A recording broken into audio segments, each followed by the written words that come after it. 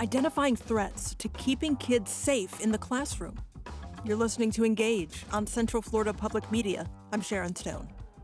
It's that time of year again when kids across Central Florida are back to school. And in Volusia County, there are some new safety measures. Sheriff Mike Chitwood approved a new Juvenile Behavioral Threat Assessment Unit designed to proactively prevent school violence. Sheriff Chitwood joins Engage to share how this team will be involved in early detection, investigation, and intervention. Normal day, they are deputies assigned to school security. And what they do is when a call comes in or they're alerted, it's 5 of them, a supervisor and 4, I should say. And when a call comes in or they're alerted to a potential high risk or risk student, that's when they assemble.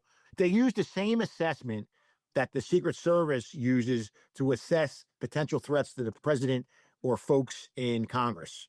So it's that, hey, I may sit online and said really wacky emails.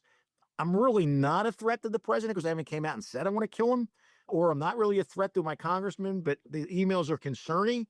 That's when the Secret Service gets involved and then tries to steer that person into the correct mental health, and they monitor that person. It's that same principle is what we're looking for here, because if you go back and look at all the school shooters, and this is where it comes from, when you go back and look at their emails or with their games they were playing or whatever they were doing, there's crumbs there that lead up to that active shooting incident that occurred. And the trick is for your behavioral assessment unit, for the school counselors, for the school mental health folks to all work together. And if you see those crumbs, intercept before it gets to that much, much bigger area. The 5-person unit that you were telling me about, how did you select them? Do they train differently? They train differently. We use the Seminole County model that they use in Seminole. It's very, very, what is mental health? How do you identify folks who may be suffering from mental health issues? What's their family background? What kind of family are they coming from? There are all the things that we're talking about when you do this. Was there a specific incident or some kind of trend that you noticed that led to the creation of this new Juvenile Behavioral Threat Assessment Unit? You have to go back to last year. We had some crazy number. It was over 300 school threats in the first 2.5 or 3 weeks of school. That was more threats than we had in 2023. So 2024, we got off to a really, really bad start. I think we made a total of 40 arrests last year for school threats or weapons on campuses. And when going back and looking, hey, was there a way that maybe there was some kind of a hint that this could have been coming our way? And how could we have gotten in there with the school and the parents and mitigated this threat?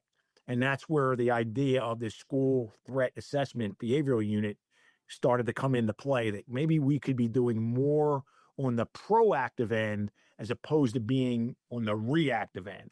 Let me throw a couple other numbers at you and ask a question. The school year for 24-25, Volusia County law enforcement investigated more than 900 4 to 5 Florida tips about these rumors, hoaxes, and social media posts. And you mentioned more than 36 arrests. These numbers were an increase over the previous year. I want to know what's driving the jump. Do you think it's awareness and more people speaking out, or do you think threats are increasing? I think it's a combination of both. I think that the threats are increasing for some reason. It's not only in the school population, it's in the general population of the community. They think that if you get online and you post a written threat, they feel that is their First Amendment right to do that, and it's not a crime. Well, you're very much mistaken. In Florida, written threats to kill or do serious bodily injury is a felony of the 3rd degree. Some of it is the aspects of it is that they're in these game rooms or they're in these chat rooms and somebody types something to that extent of they're going to shoot you, they're going to blow up the school, they're going to run the teacher down, and that gets reported. There's one thing where you say, I was on Fortnite with my friends and my friend typed in there, tomorrow it's not going to be a real game, watch what happens in the cafeteria. And you go out and investigate that and you discover the threat wasn't meant to do anything to the school. It was something to do with the game they were playing. So then you have to back off of that one because, okay, thank you for reporting it. But they were in a game room and they were talking about the game, not particularly the school. We had 2 kids who put in over 50 Fortify Florida tips that came in. And that was all talking about shooting up different schools, different times, different descriptions. And we were able to trace them back to two individuals. They got arrested for that. And then you also have to keep in mind, as we see, some of these threats that are coming in from overseas, and they're threatening school districts. So on one day last year, it was us, Hillsborough County, and one other county. We all got the same exact threat that came in. The difference was they listed the high schools in Volusia. They listed them by name. In Hillsborough, they listed the high schools by name. That's the other thing you look at. Some of these things are coming in overseas servers, and they're hitting multiple school districts. What possible reason is there for that? I think the objective is to disrupt and cause concern and fear in the community.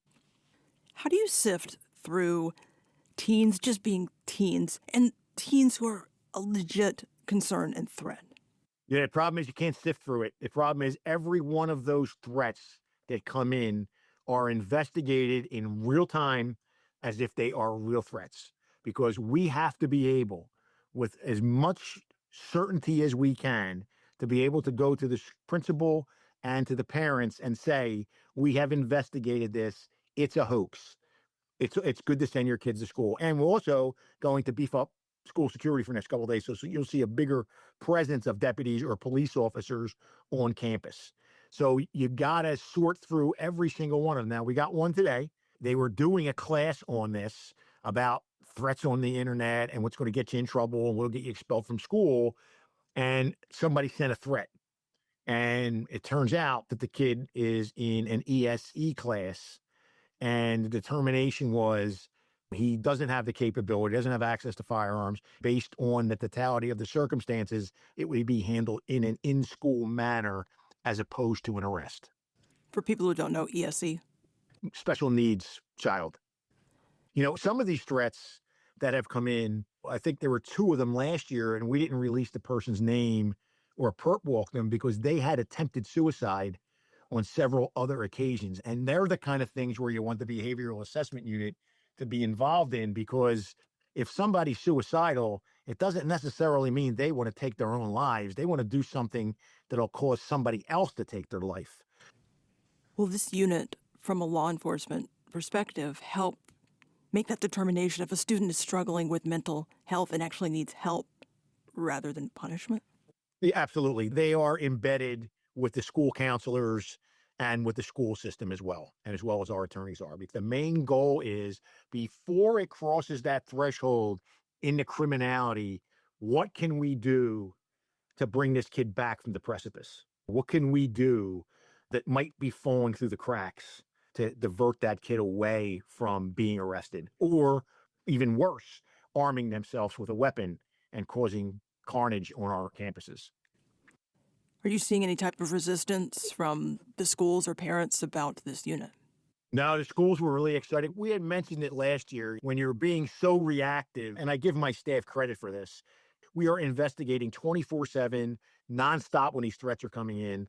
And my captain, Captain Todd Smith, who runs my unit, who runs the school safety for us, said, hey, he remembers reading an article about this behavioral assessment unit. He thinks it's something we could do here. So I gave him the green light, go out, research it, and come back and tell me how we can accomplish this. And in probably around March, he said, I think we could pull this off. This is what we're going to need. We really aren't going to need a lot of resources, but we are going to need to travel the state and probably travel to Washington, D.C. to meet with these behavioral specialists and really sink our teeth into this and get really a good model of what needs to be done. And that's what they did. Sheriff, what is your message to families who may be listening to us talk right now about what do they need to understand about this unit and what to report? I think the message I would want them to take away is, as a parent and as a grandparent, we can't be in denial. If you have a child with a learning disability, mental health issue, no matter what it may be, it's not a stigma on your family to ask for help. It'll be a stigma on your family if you don't ask for help and your child kills themselves or kills somebody else or injures somebody else. So as parents and grandparents, we have to get over that there's nothing really wrong with my kid. And I think that's what really will drive the success of this unit, is if parents understand we're not there to stigmatize you. We're there to help you. Everybody needs help. And I see it. I'm in the schools all the time. School safety and security is everybody's responsibility. It's not just the sheriff. It's not the superintendent of schools. It's all of us. It's parents. It's guardians. It's the sheriff's office. It's everybody has to come together to create an environment where kids can learn, teachers can teach, and support staff can be support staff. That was Volusia County Sheriff Mike Chitwood. In Orange County, our region's largest public school system, the Sheriff's Office also has a new threat assessment and management unit. They will work with school resource officers. Here's Under Sheriff Mark Canty describing their new team at a back-to-school press conference last week at Dr. Phillips High School. In the last several months, we have launched the Threat Assessment Threat Management Unit. It is part of our intelligence section, and it is a clearinghouse for all threats that come into the Orange County Sheriff's Office. The Threat Assessment Threat Management Unit will work closely with our SROs and the Orange County Public School Police to detect, deter, and disrupt any type of threat, but in particular ones that are targeted violence, particularly at our schools. They will find the people that are making these threats. They will either arrest them or provide them the services, and they will monitor them to make sure that they do not become a threat later on. And I think that is a big key is sometimes a person makes a threat, and at that moment, it doesn't rise to the level of a criminal act. And in the past, law enforcement has just kind of forgot about them. Our mission now is we are going to continue to monitor them and make sure they don't become further radicalized and that they do not become a further threat to this community. We just heard from law enforcement about identifying threats, but this is a community issue, and we want to hear from you. What does a safe school environment look like to you? Send an email to engage@cfpublic.org or send a talkback on the free Central Florida Public Media app.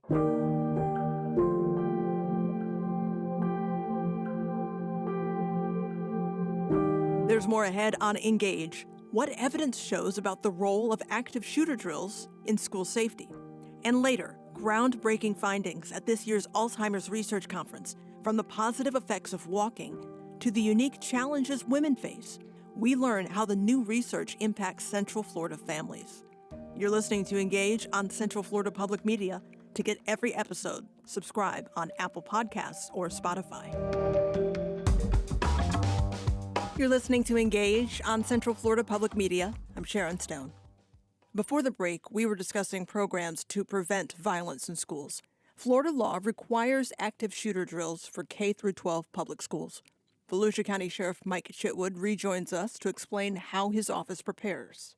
There are mandated active shooter drills by law that the schools have to undergo. And we do active shooter training. In the summer, it's more in-depth training because we can get into the schools. There's no students, there's no staff in there. So the schools allow us to go in and train.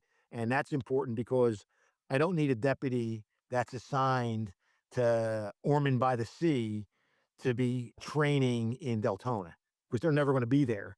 I need the folks who work in Deltona to know all the workings in the campuses of the schools in Deltona, and the same everywhere else throughout the county. And then obviously they get transferred. We'll upgrade the training, but it's important we make the training as realistic and as second nature as possible. You know, we don't want you to think, we want you to react and go, because there isn't time to think when there's an active shooter. You have to do exactly what you were trained to do.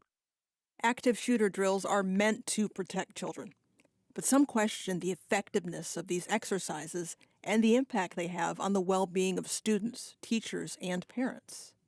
Sonali Rajan is a senior director of research at Everytown Research, the data arm of the gun violence prevention organization Everytown for Gun Safety. Rajan says evidence shows those drills don't necessarily create a supportive environment for students. They found that active shooter drills in schools are associated with increases in depression, in stress, in anxiety, and in other physiological health problems. And overall, including children from as young as 5 years old and up to high schoolers, their parents, their teachers, I mean, we saw these increases across the board. We saw a dramatic spike in school shootings in the 2021-22 school year after emerging from the pandemic. Any thoughts on why that happened? Yeah, I think, there's several factors that contributed to the tragic increases in gunfire and gun violence on school grounds that our nation collectively observed following the pandemic. Most notably, during the early months of the pandemic, as many of us know, there was a huge spike in gun sales. There are now 400 plus million firearms in circulation. And so the uptick in gun sales certainly contributed to increases in gun violence. But we also saw a number of things stem from the COVID pandemic, everything from the grief and loss associated with losing loved ones to COVID, the burdens that schools and social services and other community-based services that they felt in terms of not being able to fully meet the needs of everyone in our communities and in our schools.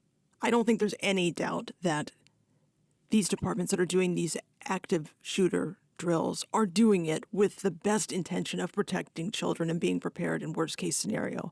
Is there any evidence that active shooter drills have a positive impact in mitigating school shootings or the number of casualties?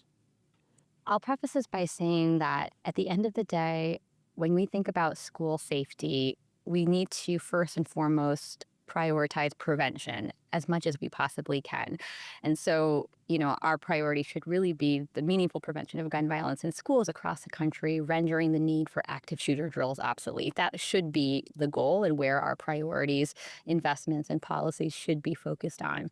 But if we look at active shooter drills very specifically, and there are many, many states across the country that now mandate active shooter drills in K through 12 schools, I think it's really important to underscore that there is very little, if any, evidence demonstrating that active shooter drills are effective at deterring intentional gun violence in K through 12 schools. And in fact, there have only been a small number of empirical studies that have investigated how these drills even impact our children and teachers and staff. And the findings from these studies are mixed. I shared a little bit before about the work that Everytown and our Georgia Tech colleagues conducted. There have been, like I said, a few other studies, but the findings in terms of effectiveness are very, very mixed. And there's very little data to begin with.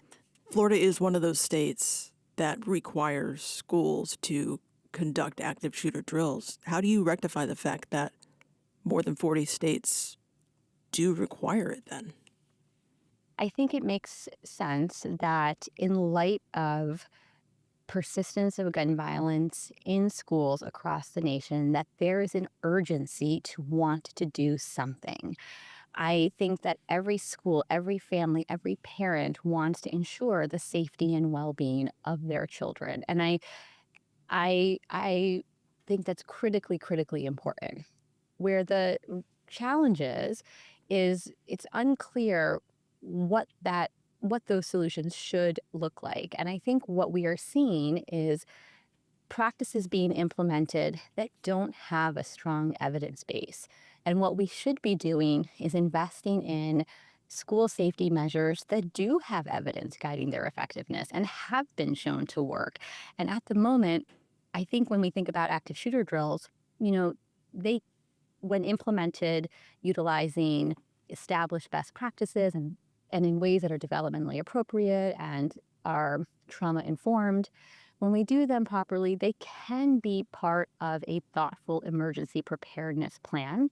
But emergency preparedness and reacting to gun violence in schools, that's not prevention. And I think it's really important that we collectively distinguish between preventing acts of gun violence months and years before a shooting is a credible threat to a school community versus ensuring that a school and its staff and its resources are well equipped to respond to a violent act in the moment of. And I think there's a spectrum there of policies and practices that we should be looking at to really think about what does a comprehensive approach to school gun violence prevention look like. The tendency at the moment is to rely on a particular policy or practice. But again, we're implementing, as we see with active shooter drills, a practice that has a very mixed and fairly sparse evidence base. And that's can't be the only solution that we're relying on. I hear you talking about the importance of prevention. What does effective training look like then? How do you conduct this type of training without inducing trauma? So there are some very well-established best practices for conducting active shooter drills. First of all, setting clear educational goals, teaching emergency response skills, and involving students and families in the process. being really clear to have a consistent communication plan with families and community partners. So we're prioritizing the well-being of students and staff. You don't want these drills to be a surprise. We want to make sure that parents and families are aware that they're happening ahead of time. We've also seen that schools with very strong social emotional programs and a positive school climate can help to mitigate the negative mental and emotional impacts of drills by building resilience.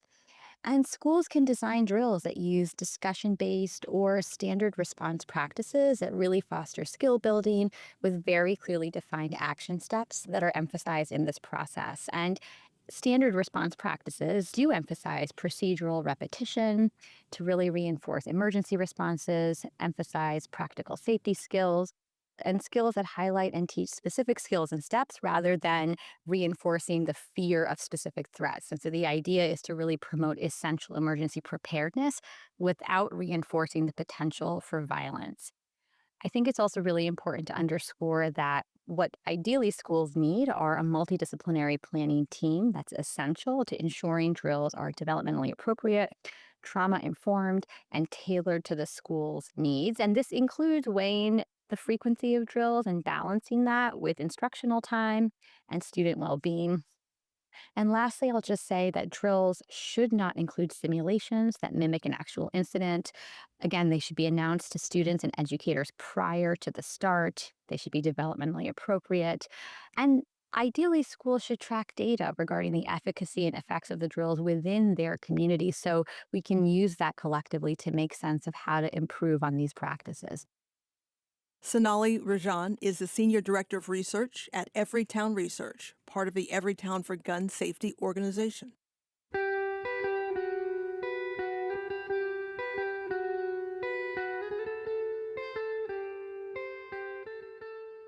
Several findings announced at the 2025 Alzheimer's Association International Conference advance what we know about risk, diagnosis, and treatment of dementia.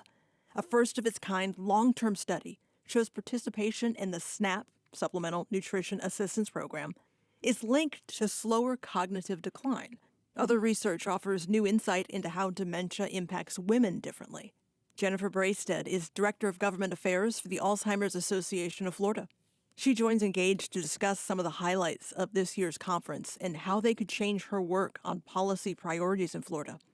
First, she tells us about another announcement from the conference that lifestyle changes, as simple as walking more, can benefit people with the highest genetic risk for Alzheimer's. We can take steps to improve our brain health and reduce our likelihood of cognitive decline, which can lower that risk of developing dementia and Alzheimer's disease. The Pointer study had two different groups where it had a structured intervention group and a self-guided intervention group. And both of these saw results, but that structured intervention group saw a significant change in their cognitive improvement. The aerobic exercise, 30 to 40 minutes, 4 times a week, really did that. That cognitive engagement using a computerized program 3 times a week. Nutrition, really adhering to that MIND diet, that Mediterranean, the greens, berries, nuts, whole grains, really saw that significant improvement. And then monitoring your health, like blood pressure and other key indicators, was very critical in seeing those positive results. But it's actions that we can start taking today to really lower that risk of cognitive decline, which can lower that risk of dementia. So, a lot of times we talk about age being a risk factor, these other things, but then we talk about genetics as a risk as well. Well, one of the studies that came out at AAIC was actually regarding walking and those with the strongest known genetic risk for Alzheimer's, that APOE4 gene.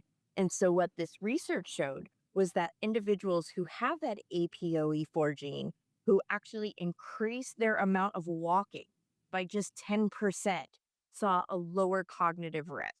So you're looking at someone who has a higher risk for the disease. If they take action, something as simple as just walking, going outside, walking around your home, just increasing that by 10% lowered their risk and improved their cognitive health. This study also made a point of including a diverse group of participants, more than 30% from historically underrepresented groups. Can you just talk about your perspective of what that does in ensuring equity in these types of programs? It's critical. And we know that individuals who are African American are twice as likely to develop Alzheimer's disease as opposed to white Americans, and Hispanic Americans are 1.5 times more likely. So it's absolutely critical that they are included in these research studies so we have the proper representation in these. And so health equity is critical, ensuring access. All of these are absolutely critical components when working on this. Is there any kind of explanation for those racial disparities, or does it come down to the fact that these underrepresented groups haven't been included in studies? I do think, when it comes to African Americans, they tend to be diagnosed later and at a more advanced part of the disease. They may have different health issues such as diabetes, high blood pressure that could be causing that as well. One of the eye opening studies connected to these findings was the SNAP Food Assistance Program being linked to slower cognitive decline over a 10-year period. Talk to me about what this study shows. Sure. So this study compared individuals, all who are eligible for SNAP, from those who were registered in the program and for those who are not, and saw an improvement in cognition in those who are involved in the program. And really, it shows the importance of nutrition on brain health. So it all ties back together, and really how food insecurity can affect cognitive function in the brain. So it's so important that individuals have that nutrition. We know the benefits of it, but also the tremendous impact that it has on our brain and how that food insecurity can affect cognition and lead to issues um, for, cognitive decline and potentially Alzheimer's or other types of dementia. I want to talk to you about women and dementia. Some new data this year showed traumatic brain injuries and chemotherapy seem to impact women's brains differently, greater vulnerability to shrinkage and cognitive issues. I'm wondering, what does this research tell us about needing to take a gender informed approach to studying dementia? Yes. So we know that 2/3 of Americans living with Alzheimer's are women. We also know that more than 60% of Alzheimer's caregivers are women. So Alzheimer's disease intimately affects women in many different aspects. And with these recent research findings at AAIC, as you mentioned, it really focused on two areas: traumatic brain injury, and then also the effects of chemotherapy, that chemo brain. And so when it comes to the traumatic brain injury, women actually, through this research, showed that they have more brain volume loss than men. And so that's something that, research will continue. But as you said, really need to focus on the hormonal aspects, all these different things into account to why women are so affected by Alzheimer's disease. And then the also, when it comes to the chemo study, the long term effects of what that could be doing. The term chemo brain, where there's Mm-hmm. that, memory loss and forgetting things, and, seemed to be more of a short term, but now they're looking at the potential long term impact of that, specifically on women. Do you see any opportunities or challenges in your work when it comes to getting policies passed at the state level? I see so many positives when it comes to these recent research findings.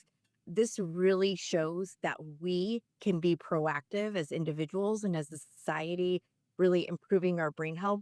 So I think that this will just help us when we go to make our argument to fund awareness campaigns on the importance of brain health, to fund programs like the Alzheimer's Brain Bus.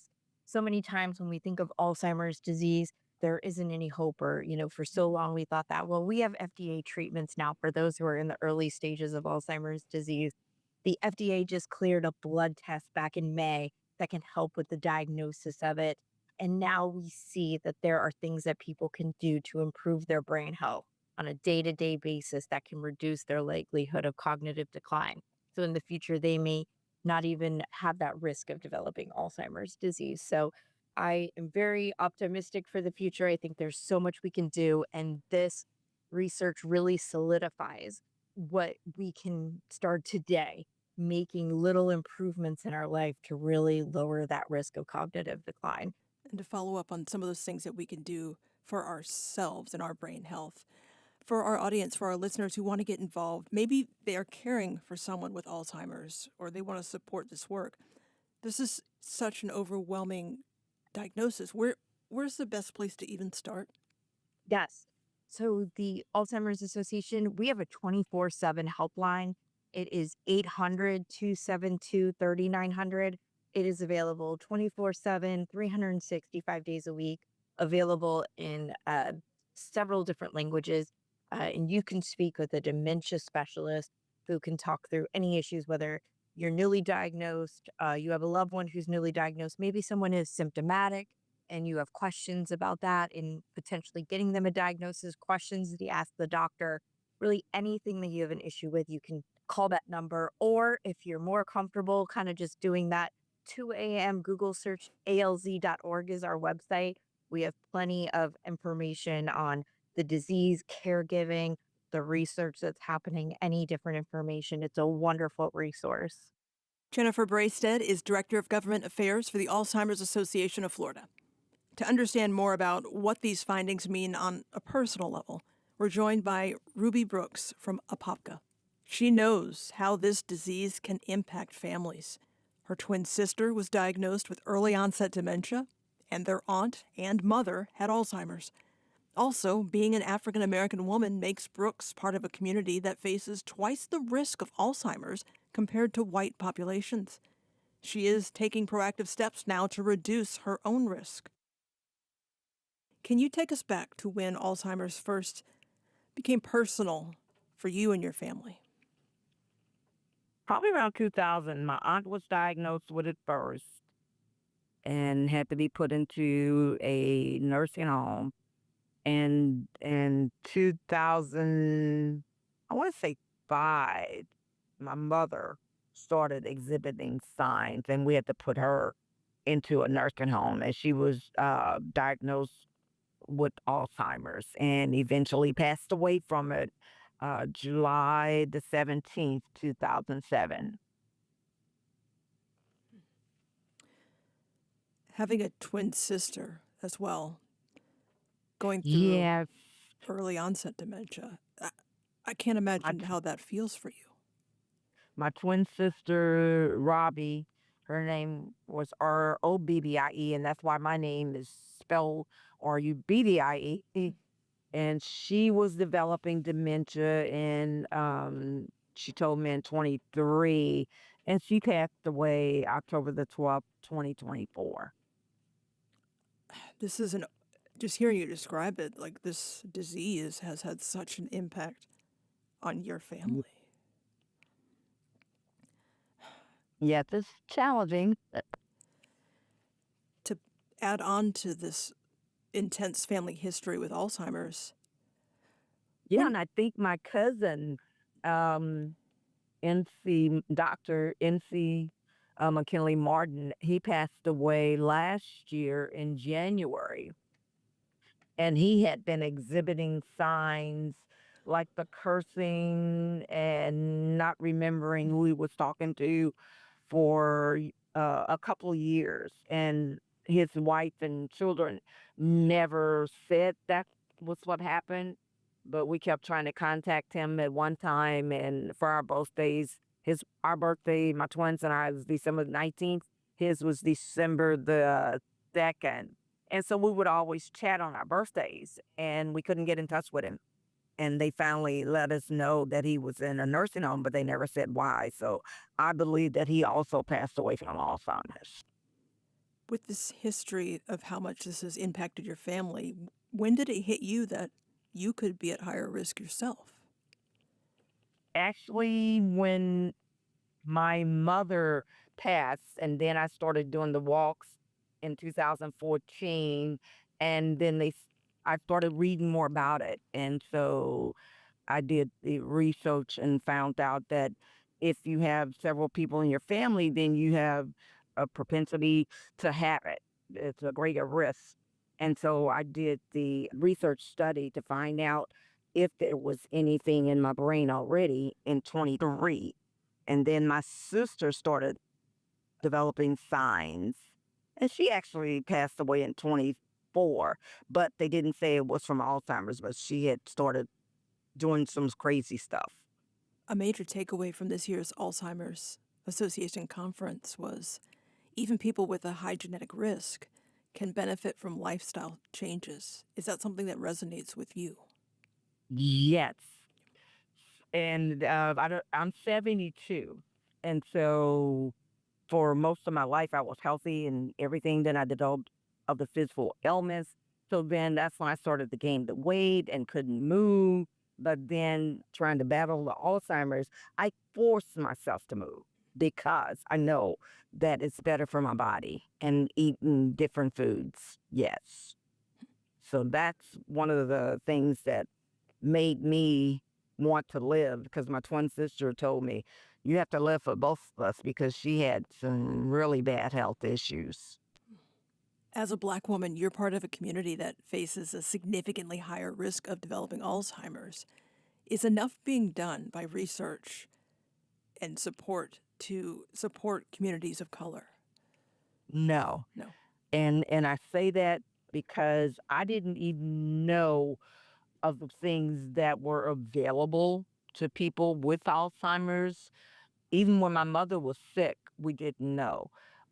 I happened to be with my daughter in 2014 and saw a sign about the Alzheimer's walk in Bloomington, Illinois. And that's when I went to my first walk. And I was so amazed. I didn't know that there was research going on like that. So we don't get a lot of the information.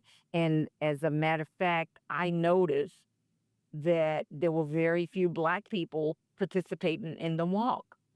So when there's not that outreach, and that's why I became a champion advocate doing the education, working with Black churches, and trying to get the information because to our people because we're often left out of the research. So the drugs, the medical information doesn't react on us the same way.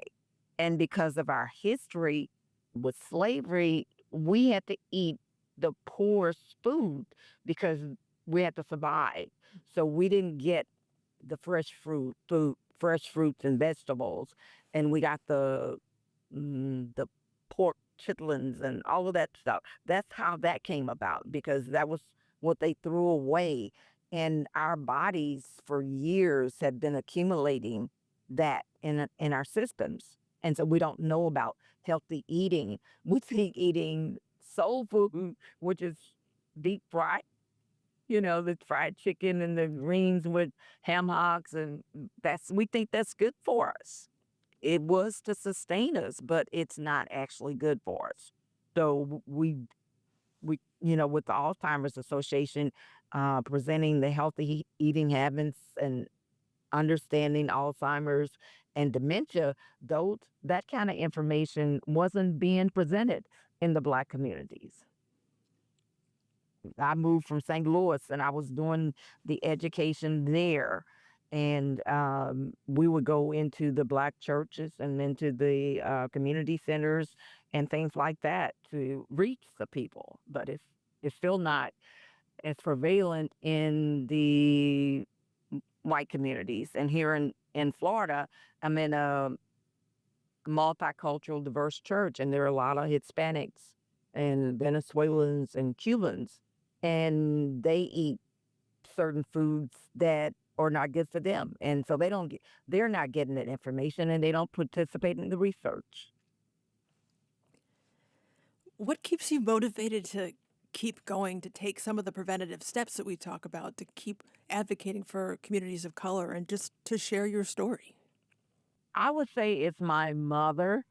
And I look back, I think about it. We all had these crazy people that we locked into a room and cared for them at home. And I think about that now, and I think about the advancements in technology. I believe that someday there's going to be a cure. If it happens to me or in my lifetime, and I press forward because I have grandchildren and I want to see some great grandchildren. And so that's what keeps me going. That was Ruby Brooks talking about how Alzheimer's has impacted her family. Are you caring for a loved one across different generations? Do you have stories, challenges, or insights about the complexities of supporting family members of all ages? We want to hear your voice. Join us next week for Caring Across Generations, a hands-on engage in the community experience. This event is a space for community members to share their experiences navigating family caregiving. Whether you're a grandparent, aunt, uncle, older sibling, or someone stepping up in unexpected ways. Together, we'll explore the joys, the struggles, and hopes that come with caring for family across generations. That's Thursday, August 21st at our studios on East Colonial Drive. Doors open at 5:30. You can find more information and reserve your free seat at cfpublic.org/engage.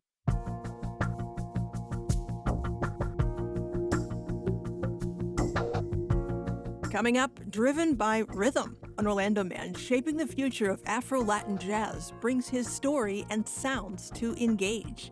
You are listening to Engage on Central Florida Public Media.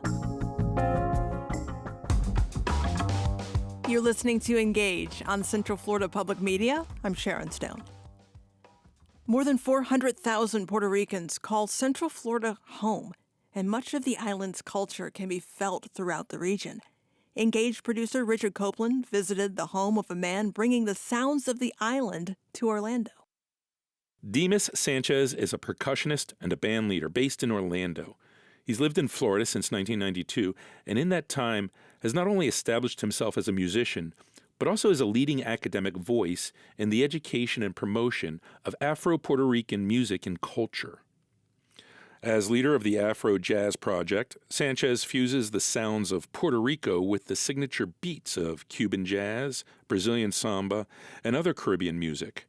Sanchez will be performing Friday evening at the Blue Bamboo Center for the Arts, and I sat down with him in his home studio, filled with an assortment of bongos, congas, and other barrel-shaped drums.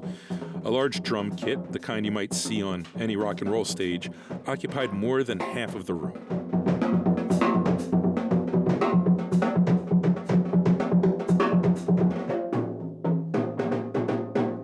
How do you define the Afro-Puerto Rican sound? How does it differ from other Caribbean music? Well, in terms of the Latin jazz in the scene here, basically in the United States, basically in the whole world, what is more known is actually the Afro-Cuban. When you see congas, timbales, bongo, those are all Afro-Cuban instruments. Now, I am using more the Afro-Puerto Rican instruments, like for example, these two instruments that you have here. Those are called bombas. That's the name of the instrument. And also the genre is called bomba. Can you show me an example of a rhythm that is specific to Afro-Puerto Rican sound? Yeah. For example, the bomba is the genre, but there are different rhythms. So a rhythm, one of the most used rhythms is sika, which I have in many of my songs.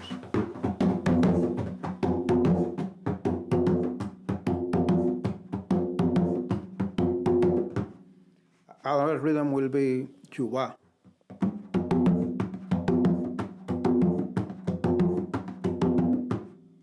What story of Puerto Rico does the music tell? In what way does the music juxtapose with the legacy and the story of Puerto Rico? Well, that's actually a complex question.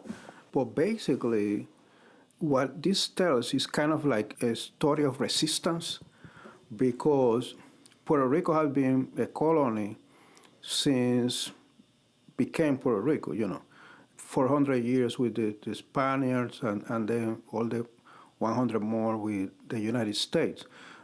However, we still have our own language, our own culture, and bomba is part of that. And the resurgence of Latin jazz with Afro-Puerto Rican music is a great example of that, because jazz is probably the best music that you can use to mix all other cultures. It's very accepting.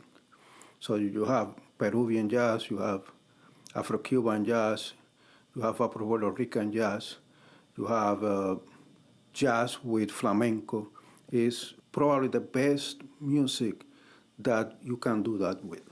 And are you seeing a lot of youth engagement? Are you seeing young people that are demonstrating a deep interest in performing the traditional Afro-Puerto Rican jazz and sound? Oh yeah, definitely. As a matter of fact, when I started playing Afro Puerto Rican music, actually when I started learning about that with a family that is kind of royalty in Puerto Rico, it's called Familia Cepeda. In the 80s, there was almost nobody practicing that in Puerto Rico. Very few.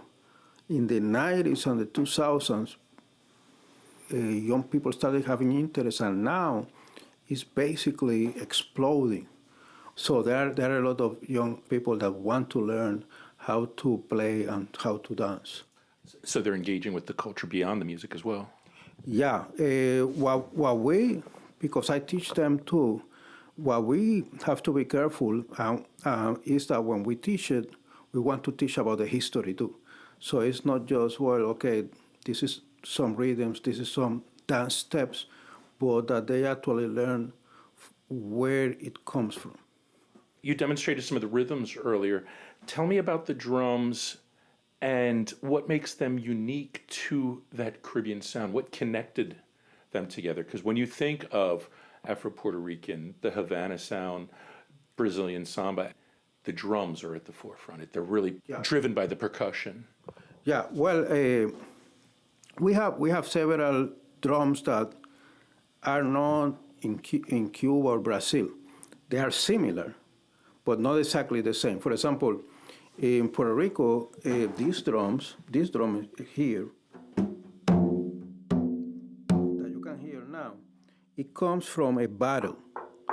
It could be from a barrel of rum, wine, and that's because when the enslaved people were actually trying to play their music that they knew from Africa, etc., the only thing that they had available was the barrels that the Spaniards discarded, and that's how this drum started. So for that reason, it has some specific size, and also they use goat skin.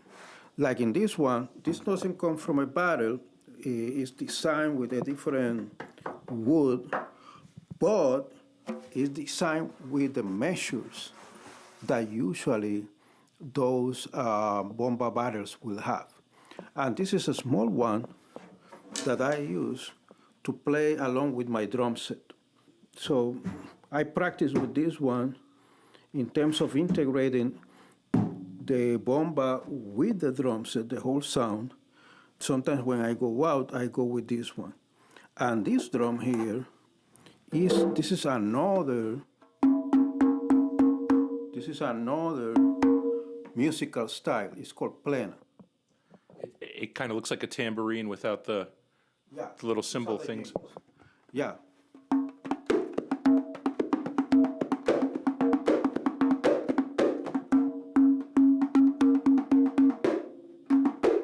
See, these musical styles of plena started probably late 1800s and the beginning of the 1900s. While these ones, we know that there has been bomba in Puerto Rico since the 1500s. And so it sounds like there's a lot of variables creating the sound. It's the type of wood, the size of the barrel, the type of skin used, the way it's stretched. Goat skin, yeah. It's a goat skin. Usually for this one, that sounds higher, we use female goat skin. Why female? Because it's thinner and then the pitch will be higher.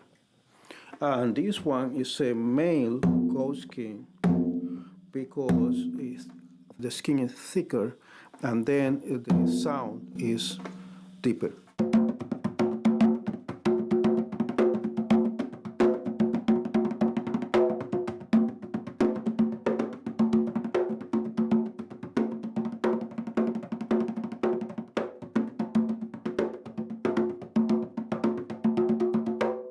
That was Engaged producer Richard Copeland speaking with Dimas Sanchez, leader of the Afro-Latin Jazz Project. They will be performing at the Blue Bamboo Center for the Arts Friday, August 15th.